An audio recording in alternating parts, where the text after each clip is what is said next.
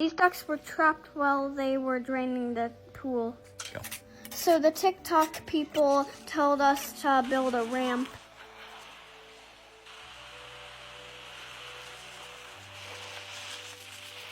My dad wouldn't let me set it up because he was worried the ducks would attack me. After he set it up, he went to the other side of the pool to shoo the ducks over toward the ramp.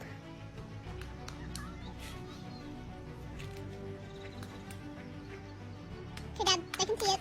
Oh. Yeah, Dad, I see it. Okay, Dad, I see it. We didn't watch them leave the pool, but hopefully they figured it out. Follow us so we can do more cool stuff. Thanks for watching.